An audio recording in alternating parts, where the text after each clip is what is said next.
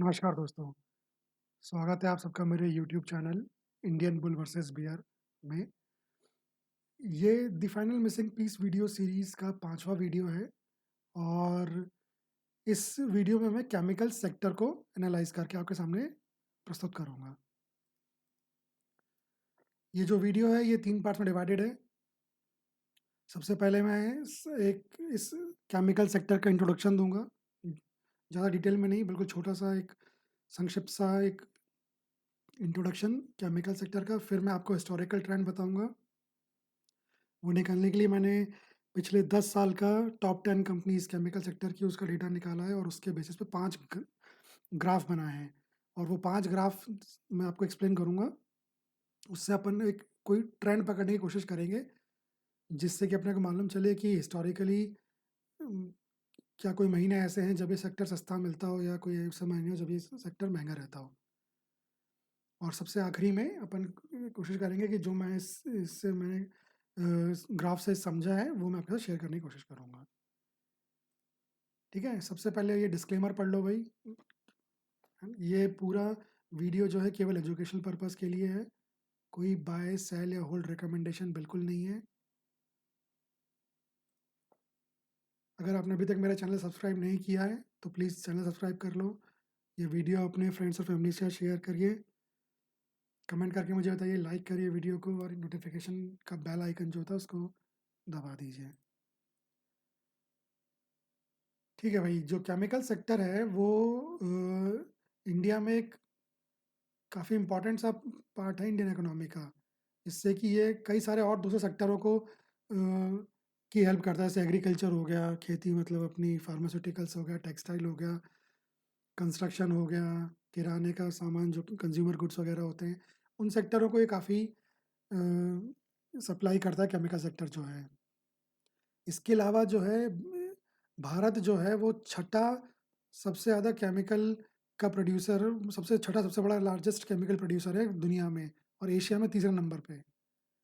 सरकार भी बहुत सपोर्ट करती है सेक्टर को, उसकी कुछ स्कीम है जैसे पीएलआई हो गई, मेक इन इंडिया हो गई या फिर चाइना का जो इम्पोर्ट से रिस्ट्रिक्शन है उससे भी यहाँ की जो कंपनी है इंडिया की केमिकल सेक्टर की उनको काफ़ी फ़ायदा मिलता है। लेकिन कुछ चुनौतियाँ भी हैं इस सेक्टर की, जैसे कि हर सेक्टर में होती हैं, सेक्टर में भी कुछ चुनौतियाँ हैं जैसे कि रॉ मटेरियल का जो प्राइस है वो कम ज़्यादा होता रहता है। एनवायरनमेंट का रेगुलेशन और कंप्लायंस बड़ा मेजर वो रहता है इसमें और धीरे-धीरे ग्रीन और सस्टेनेबल केमिकल्स की तरफ दुनिया मूव कर रही है, तो उसके लिए इस सेक्टर की कंपनीज़ को या तो वो अडॉप्ट करना पड़ेगा या काफ़ी पैसा लगाना पड़ेगा उस तरफ जाने के लिए। हिस्टोरिकल ट्रेंड देखने के लिए मैं आपके सामने 5 ग्राफ लेकर आऊँगा, उनको एक्सप्लेन करूँगा। पहला ग्राफ जो है वो ईयर रिटर्न वाला ग्राफ है। उस ग्राफ में क्या होता है कि पिछले 10 साल का टॉप 10 कंपनीज़ का शेयर प्राइस का ऊपर-नीचे जो चढ़ाव-उतराव है, वो मैं आपको एक्सप्लेन करूँगा। इस सेक्टर के लिए, केमिकल सेक्टर के लिए जो टॉप 10 कंपनी ली है मैंने, उसमें से 9 कंपनी लार्ज कैप है और 1 कंपनी मिड कैप है। लार्ज कैप कंपनीज़ का मार्केट जो कैपिटलाइज़ेशन होता है, वो 20,000 करोड़ से ज़्यादा होता है। मिड कैप का 20,000 से कम, लेकिन 5,000 से ज़्यादा। ठीक है?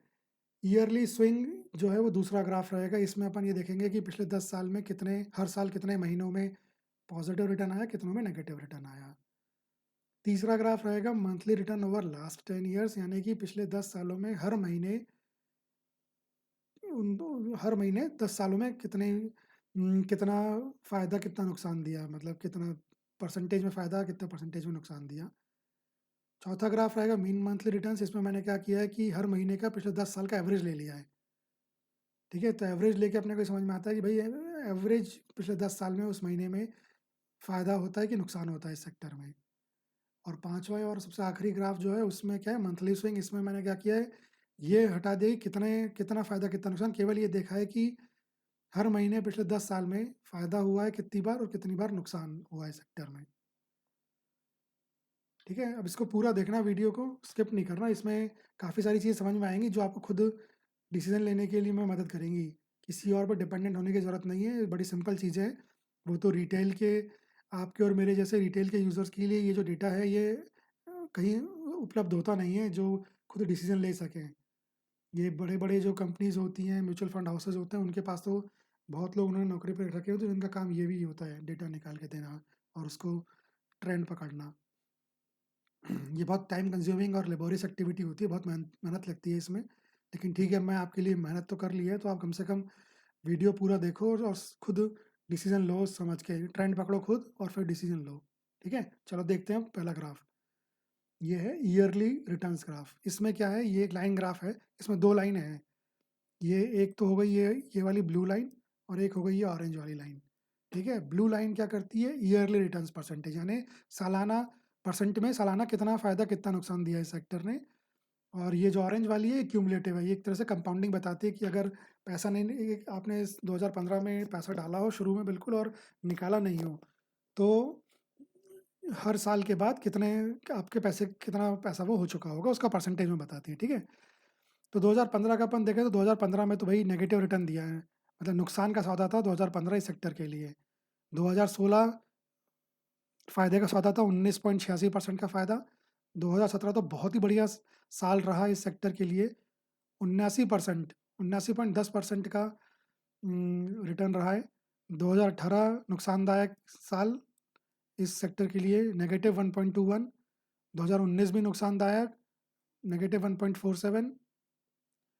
2020 अच्छा रहा केमिकल सेक्टर के लिए, ये सैनिटाइज़र वैनिटाइज़र और पता नहीं कितने तरीके के केमिकल तो आप और मैंने, हम ही लोगों ने यूज़ किए बहुत।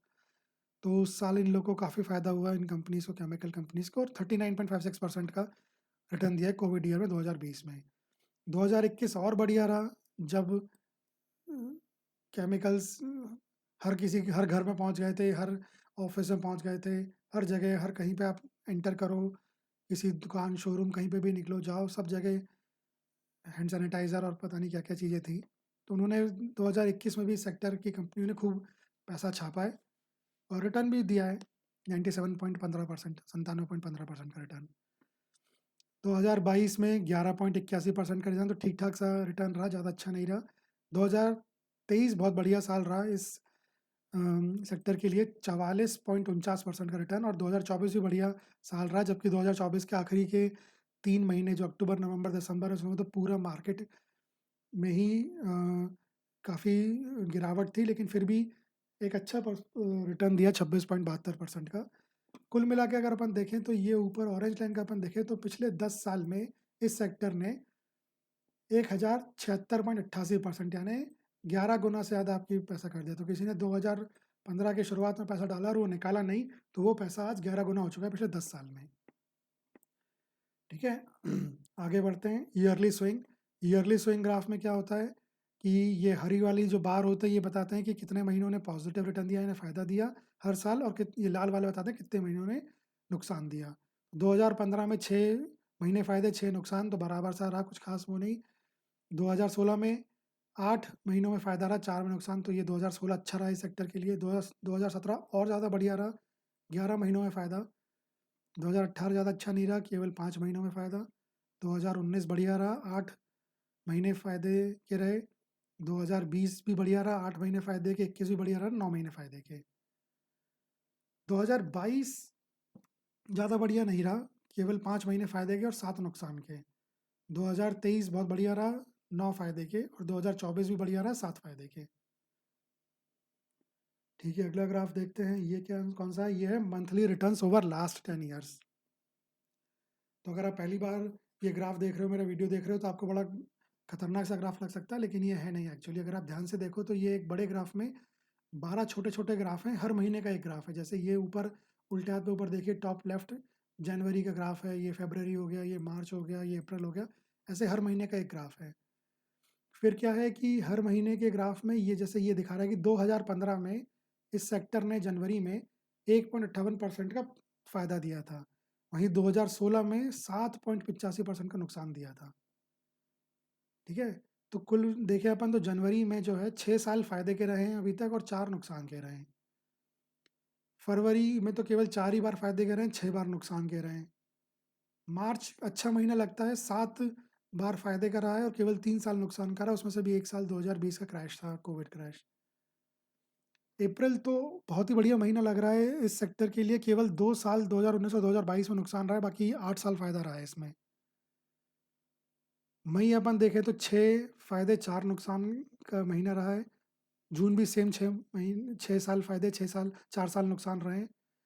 जुलाई अगेन बहुत बढ़िया महीना रहा है। इसमें अगर अपन देखें तो 8 साल फ़ायदा रहा है और केवल 2 साल, एक ये 2019 और एक 2017, 2 साल केवल नुकसान के रहे हैं। फिर अगर अपन अगस्त देखें तो अगस्त तो और ही ज़्यादा बढ़िया रहा है। 9 साल फ़ायदा और 1 साल नुकसान, और नुकसान भी 2015 में था, तो पिछले 9 साल से लगातार पॉजिटिव रिटर्न आ रहा है अगस्त में इस सेक्टर में। सितंबर की अपन बात करें तो 6 साल फ़ायदा 4 साल नुकसान। अक्टूबर 5 साल फ़ायदा 5 साल नुकसान। नवंबर 5 साल फ़ायदा 5 साल नुकसान, तो ये अक्टूबर नवंबर तो किसी उसके खास है नहीं। दिसंबर में 6 साल फ़ायदा रहा है और 4 साल नुकसान रहा है। ठीक है, अगले ग्राफ को देखते हैं। ये है मीन मंथली रिटर्न्स ग्राफ। तो ये जैसे मैंने आपको बताया था कि इसमें मैंने एवरेज ले लिया, तो अगर आपने एवरेज के हिसाब से देखोगे तो ये लाल वाले जो बार हैं ये हैं कि नुकसान रहा है इस महीने में पिछले 10 साल में। एवरेज निकालते हैं अगर अपन, तो एवरेज निकाला तो यह नुकसान रहा। इसके अलावा जनवरी भी देखें तो ठीक है, फ़ायदा रहा लेकिन बहुत कम फ़ायदा रहा। मई देखें तो भी फ़ायदा रहा लेकिन बहुत कम फ़ायदा रहा। लेकिन कुछ महीने अलग से दिख रहे हैं जो अलग ही बहुत बढ़िया फ़ायदे के रहे हैं, जैसे कि अप्रैल। अप्रैल में आप देखो 6.65% का फ़ायदा 10 साल में, एवरेज फ़ायदा हर साल का। जुलाई देखो बढ़िया फ़ायदा 4.92%, अगस्त 4.57%, जून 3.62%। तो ये कुछ क्लियरली दिख रहे हैं कि फ़ायदे औरों में भी, लेकिन थोड़े-थोड़े फ़ायदे हैं बाकी के महीनों में। ठीक है, अगला आखिरी ग्राफ देखते हैं, ये मंथली स्विंग ग्राफ।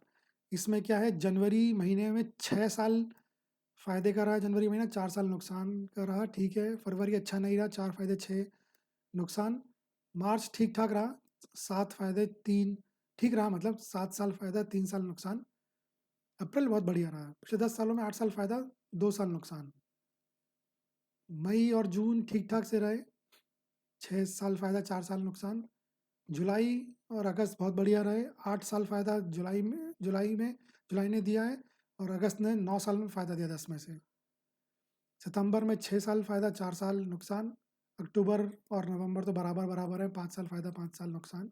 और दिसंबर में थोड़ा सा ठीक है, 6 साल फ़ायदा 4 साल नुकसान। तो ये पांचों ग्राफ देख के क्या समझ में आता है? मुझे तो ये समझ में आता है, पहली चीज़ कि जो CAGR है 10 साल का, वो है 27.96%। अच्छा CAGR है, यानी हर साल 27.96% का कंपाउंडेड ग्रोथ है इसकी, एनुअल ग्रोथ जो कहते हैं। क्यूमुलेटिव पिछले 10 साल की जो है वो 1076.88%। ठीक है, यानी 11 गुना। 2015 की शुरुआत में अगर पैसा डाल दिया था तो वो यहाँ थे, और वो अभी तक नहीं निकाला है, तो 2024 से ख़त्म होने पे 11 गुना तक हो चुका है वो पैसा। फरवरी सबसे सस्ता महीना है, तो अगर आपको कोई कंपनी पसंद आती है इस सेक्टर की और आपके पास पैसा है उसमें लगाने के लिए, तो मैं अगर होता तो मैं तो फरवरी का महीना देखता उसमें पैसा लगाने के लिए, अगर मेरे पास पैसा है और मुझे कोई कंपनी पसंद आती है सेक्टर की। उसी तरीके से अप्रैल, जुलाई और अगस्त के महीने वो सबसे महंगे महीने हैं। इसका मतलब कि अगर मुझे बेचना है और मेरे पास कोई कंपनी ऑलरेडी है इस सेक्टर की, तो ये 3 महीने मेरे लिए सबसे बढ़िया है। मैं इसमें इसमें बेच के ज़्यादा से ज़्यादा प्रॉफिट कमा सकता हूँ। ठीक है, लेकिन फिर वही है, पूरी एक्सरसाइज का केवल उद्देश्य ये है कि आप अपने डिसीजन खुद लो। ये ग्राफ आपके सामने है, आप ग्राफ को देखो, आपको क्या समझ में आता है, ट्रेंड पकड़ो आप। हो सकता है आपको ट्रेंड कोई और बेहतर तरीके से पकड़ में आए, कोई ट्रेंड पकड़ो और अपने ऊपर कॉन्फिडेंस रखो और उस तरह से डिसीजन लो। अपने डिसीजन में आपको फ़ायदा ही होगा। कभी नुकसान हो भी गया तो आगे आपको ध्यान रहेगा कि आपने क्या गलती करी, तो आप वो गलती नहीं करोगे, तो आपको आगे फ़ायदा होगा। ठीक है, तो बस इतना ही। तो आज के वीडियो में इस वाले में केवल इतना ही। अगर आपको ये अच्छा लगा है कंटेंट, तो मेरे चैनल को सब्सक्राइब करिए, कमेंट करिए, अपने फैमिली मेम्बर्स और फ्रेंड्स का शेयर करिए, लाइक करिए। और मेरा एक इंग्लिश में चैनल भी है, इंडियन बुल वर्सेस बेयर। तो अगर आपको ये कंटेंट इंग्लिश में देखना है तो उस चैनल को सब्सक्राइब करके वहाँ पे देखिए, वहाँ पे ये इंग्लिश में अवेलेबल है कंटेंट। ठीक है, चलिए फिर मिलते हैं अगली बार, तब तक के लिए धन्यवाद।